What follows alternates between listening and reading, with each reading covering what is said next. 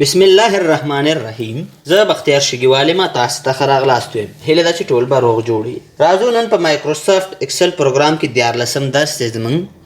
چې په هوم ټیب کې زموږ درسونه روان دي. راځو موږ سره اکسل پروګرام خلاص دی ډایرکټ چې ویډیو ډېره اوږده نه شي. زه اکسل پروګرام خلاصوم او ګورم چې زموږ په اکسل پروګرام کې چې دی ما سره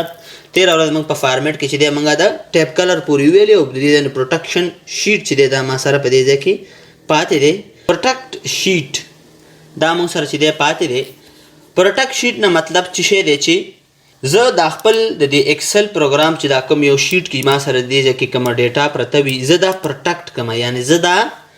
محفوظ کوم چې په دې کې څوک تغیرات رانولي. نو د دې لپاره که زه دلته راشم د دې ځای نه ما سره زه راځم اوپن ته چې دلته ما سره هغه فایل دی د دې ځای نه دا ټیسټ فایل به زه راخلاص کړم چې زما سره په دې ځای کې چې دی څوک تغییر دې کې رانولي. څنګه تغییر رانولي؟ که زه راشم دلته او زه دا د دې ځای نه از ا ویلیو چې دی پیسټ کړم دلته از ا ویلیو په دې ځای کې زه غواړم چې د دې کې ما سره چې دی دې کې څوک تغییر رانولي په دې ټول شیټ کې. نو د دې لپاره به تاسو راځئ په دې هوم ټیب کې په دې ځای کې به د فارمیټ ته راشئ او د فارمیټ د لارې چې دی تاسو به راشئ دلته پروټکټ شیټ ته به راشئ او دلته چې دی کله موږ ته دغه وینډو رالاله دې ځای کې به تاسو د خپلې خوښې یو پاسورډ ورته ورکئ. مثال ما یو پاسورډ ورته ورکړ او بیا مې دا اوکې کړ، خو ولې تاسو به همدغه پاسورډ چې دلته ورکړئ دا به دې ځای کې بیا تکرارا ورکئ، یعنې کنفرم پاسورډ به ورته ورکئ او دا به د دې ځای نه اوکې کوئ. اوس چې دی زمونږ صرف کلیک کېږي، خو که زه لیکل کوم یا دلته راځم یو څه ډیلیټ کوم نو هېڅ چې دی موږ سره د دې ځای نه نه کېږي، یعنې دغه شیټ چې دی دا ما پروټکټ کو. په دې ځای کې چې دی زمونږ د دې ځای نه دا یو کمانډ هم کار نه کوي. که زه راشم دلته راشم انزرټ ټیب ته راشم په دې ځای کې موږ سره چې دی دا زیات کمانډونه چې دی په دې کې کار نه کوي. نو دا څه شو؟ دا موږ سره پروټکټ شو، یعنې محفوظ شو. که زه راشم دلته چې دی بېرته زه دا انلاک کوم وغواړم چې په دې کې زه تغیرات راولم نو فارمیټ ته به راځم دلته لیکلي دي ان پروټکټ شیټ. نو دا وګوره دا اوس زموږ هغه پاسورډ ځای دی کوم یو چې موږ مخکې دلته پاسورډ ورکړی و. دغه پاسورډ چې تاسو ته زده دی کوم یو چې مخکې ورکړی یم هغه پاسورډ به ورته ورکئ او د هغې نه وروسته چې دی دا به اوکې کوئ. خو یوه خبره یاد لرئ چې دا د کمپیوټر د پاسورډ غوندې نه دی چې څنګه موږ کمپیوټر بند کړو او بیا یې چالان کړو په دې باندې بیا پاسورډ بیا زموږ په کمپیوټر باندې پاسورډ وي یا موږ د دې فایل نه پاسورډ ورکړی یا فایل چې اوپن کوو موږ ته چې دی پاسورډ راځي دا چې دی دا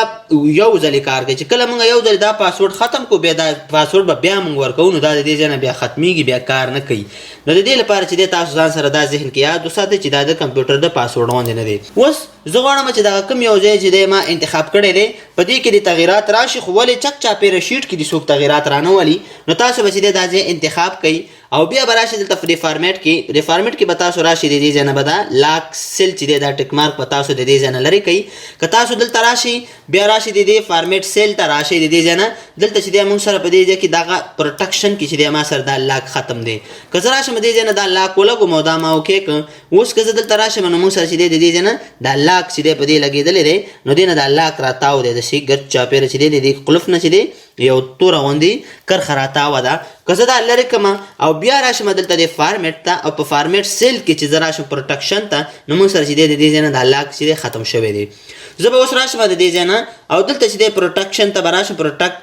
شیټ ته به راشم او د دې ځای نه به چې دی پاسورډ اینډ کنفرم پاسورډ مې ورته ورکړ. اوس چې دی د دې ځای نه چې دی دې طرف ته څوک لیکل نشي کولی، خو ولې که دلته څوک تغیرات راولي د دې ځای نه ښه په نره ښه په دغه باندې چې دی په اسانۍ باندې خپله تغیرات راوستلی شي. نو دا موږ سره څه شی دی؟ دا موږ سره د دې یو تخنیک دی چې تاسې کوم ځای کې داسې یو فورم جوړوئ چې شاته تاسو هغه ځای ته چې دی تاسو هغه کوم مخصوص ځای چې دی هغه د ایډیټ دپاره ورکوئ او نور شیټ چې دی د ایډیټ دپاره ور نه کوئ نو د دې لارې نه چې دی دا تاسو کولی شئ.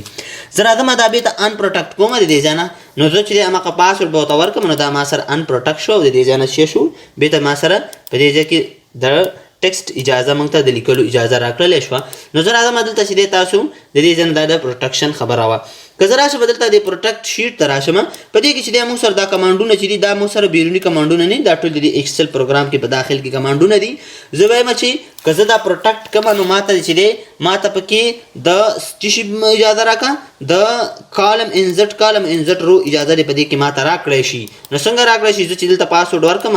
بیا هم پاسورډ کنفرم پاسورډ مې ورته ورکړم ما سره چې دی یو کمانډ هم کار نه کوي. خو که زه راشم د دې ځای نه څه کوم انزرټ کوم چې د دې ځای نه کالم انزرټ کوم نو ماته چې دی کالم د انزرټ کولو اجازه ماته شته دی. نو د دې ځای نه چې دی زه دا کالم او دا رو چې دی د دې ځای نه زه انزرټ کولی شم او راوستی شم. نو دا چې دی کله بیا زه راشم دلته چې دی رو به انتخاب کړم بس راځم دلته ما هلته ځکه ټیک مارک ما لګولی چې ما ته چې دی د دې ځای نه رو او کالم ما ته اجازه راکړه او نور چې دی ټول پروټکټ کړه او بند یې کړه که زه راشم بېرته بیا ورته وایم چې دا ان پروټکټ کړه ختم کړه ما ته دا پاسورډ نو دا چې دی موږ سره د دې ځای نه اوس پاسورډ د دې ختم شو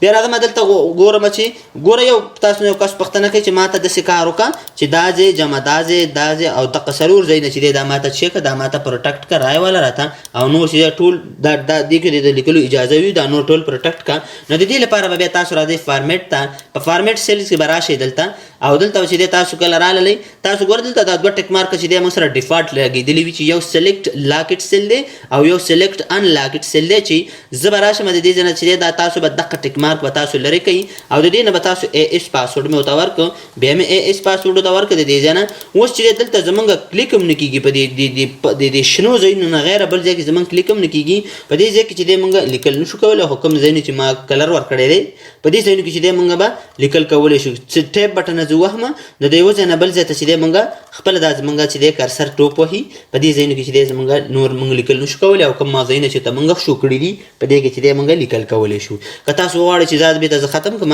نو بس صرف راشي د دې ځای نه هغه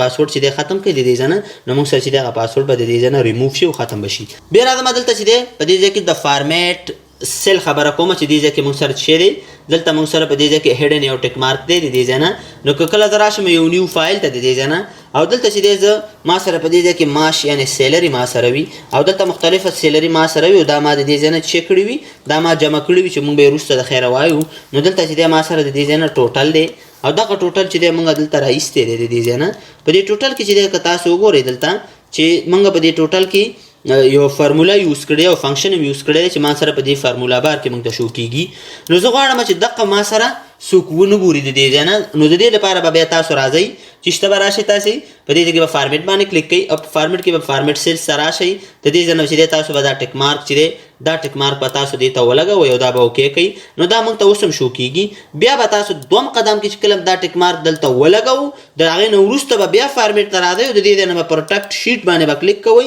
او دلته به چې دی پاسورډ او بیا کنفرم پاسورډ به ورکوئ نو اوس چې دی که دلته اوس موږ ولاړ وي دې ځای کې موږ ولاړ یو خو ولې ما ته په دې فارمولا بار کې هېڅ نه ښکاري که زه پاس معاش سره شم نو معاش زموږ ټول ښکاري سیلري ښکاري ما هر ځای ته چې زه موږ ځو هغه ځای دلته موږ دا لیکل معلومېږي خو ولې دلته چې دی هغه فارموله شاته نه ښکاري پټه ده نو د دې لپاره که تاسو بېرته ختم کړئ نو بیا به ان پروټکټ شیټ ته راشئ د دې ځای نه هغه پاسورډ هم چې ورکړی هغه به ورکړي نو اوس به تاسو ته بېرته د دې ځای نه دا شو شي او را به شي نو دا ما سره چې خبره وه دا ما سره د فارمیټ خبره وه چې تېره ورځ دی کې چې دی موږ نه لیکچر پاتې وو نو هیله چې دا تاسې ځان سره ډېر ښه زده کوئ تاسې دغه درس ښه ځان سره زده کوئ ویې ګورئ او فایده ترېنه واخلئ او زموږ د یوټیوب چینل ځان سره سبسکرایب کړئ او د بیل آیکن کې کېږئ تر څو د هرې ویډیو نوټیفیکیشن تاسو ته په خپل وخت سره در ورسیږي د الله په امان ښه وخت